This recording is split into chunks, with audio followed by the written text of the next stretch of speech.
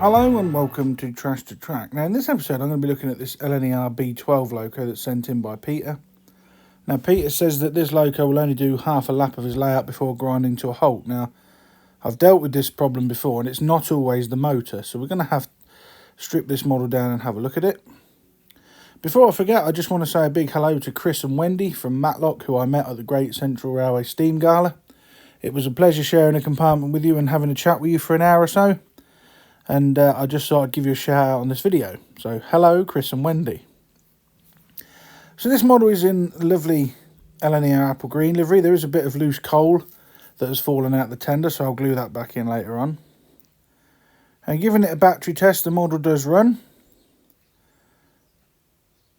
But as Peter said, it does half a lap of his layout before stopping. So what I'm going to do is I'm going to get the rollers out, the backrest saddles. I'm going to hook the model up to a controller and I'm going to let it run and see what happens. So here it is on the rollers, and I've put the controller on and you can see it's running away then. I'm going to leave this to play in real time so you can just see how many seconds it's on. And it's got a bit of a waddle, but that's normal for these engines. Bearing in mind the front bogey is not supported.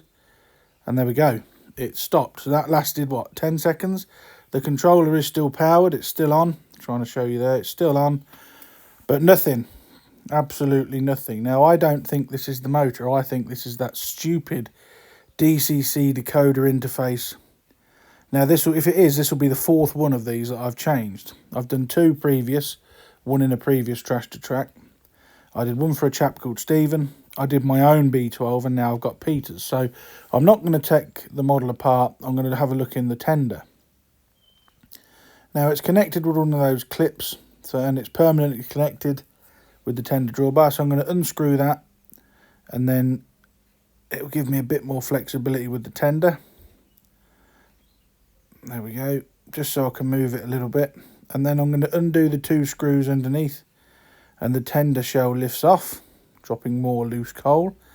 And there's the DCC. Now I think this is the problem from experience, and it's these stupid resistor things that for some reason Hornby put on this DCC interface. I've not seen it on another model, just on the B12. Now I'm going to put it back on the saddles. And what I'm going to do is I'm going to remove the blanking plate. And I'm going to feed power directly to the pins which control the motor. There we go. And the model is running. No problem at all. So I'm going to turn the power up a little bit. And you can see there it's running away, no problems, showing no signs of stopping or anything. And that is because I've bypassed those resistor type things. If you know what they are, please tell me. They look like little resistors or little diodes, whatever they are on the blanking plate. And it ran like that for ages. And like I said, with the blanking plate back in, it's these bits here. These little rectangular, one of these would have failed. So what I'm going to do is I'm going to replace it with a new PCB. I've bought it new, but it's got wires attached to it. This is obviously new second hand, but I'm going to use it and I'm going to wire it up. And I think that will cure this model's problems. I did have one of these, but that's too big to fit in the tender. So I'm going to actually use another Hornby DCC interface that's been, well, I bought it online, but it's new to me, but obviously off another model. So I unscrew the two screws that hold the original DCC socket in place. And I'm going to unsolder the wires. I'm also going to remove that tender weight, just so I've got more play with the wires. And then time-lapse footage, because you don't want to sit there watching me solder for ages. It was a 20-minute job just to change it over. So I removed all the old wires and then wired it up. Now there we go. The wires are in exactly the same place. Orange to 1, grey to 8, black to 4 and red to 5. I'm also going to have, while I'm here, I'm just going to have a look in the locomotive. I'm just going to see what the grease is like to make sure it's not congealing. So lifting the gearbox cover up, which also acts as a wire holder, I find that the grease has indeed started to solidify. So I'm going to clean all this out and apply fresh lubrication everywhere. And it's all over the flywheel as well. This model has been well over lubricated. I think this is factory lubrication. I don't think Peter would have done this himself. I think I am the first one in here. Popping the flywheel out, popping the drive shaft out the flywheel, it did fling out, but it landed on the desk. It was just a bit tighter than I envisaged. But this horrible grease, look at it. That is horrible, and it's full. That gearbox is full of it. So I'm going to clean it all out using a cocktail stick, a cotton bud with some meths, and then I'm going to give it a good clean up with a cotton bud and some contact cleaner on it. I'm going to clean all the bearings on the flywheel so they don't seize up, and I'm going to clean all this gearbox out and then let it evaporate before doing a final tidy up with the cotton bud and then applying some fresh lubrication. Like I said, the motor on this model is fine. There's no problem with it at all, I don't think. I will thoroughly test it, but I'm going to just clean all in there, get all that grease out. Really horrible thick stuff that's been used on this model, and I'm going to replace it with some of this Woodland Scenics white Hobby Lube grease. This stuff is fine. I do have some Labelle 106, but I didn't have it with me. It was in my other toolbox. So I'm going to use this, just pushing it along gently so that the grease coats that gear in there, and then that'll spread through the drivetrain to the intermediate gears that you can't see. The gearbox cover was also cleaned up, and you can see on the cotton bud just how much grease was on this.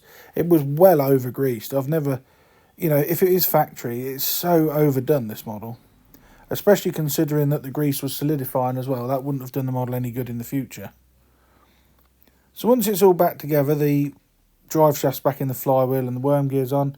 I add a bit of oil to the bearings and to that worm gear. And that oil, that gear oil will go through the drivetrain, and it will dilute that grease slightly just to make it go in a bit better. The gearbox cover was clipped back on, and then the wires were threaded back through the tiny plastic clips that are on top of that gearbox cover there. It just keeps the wiring all nice. That suppressor that you can see there, that's going to cause me an issue in a minute, and if I'd known that, I'd have snipped it off. They are a pain in the arse, them things, to be quite honest with you. Yeah, some people, oh, you need them legally. Well, maybe, but this one will prove to be a bit difficult shortly. So I plugged the tender back into the locomotive. Just push it in, clip it in place with a small screwdriver.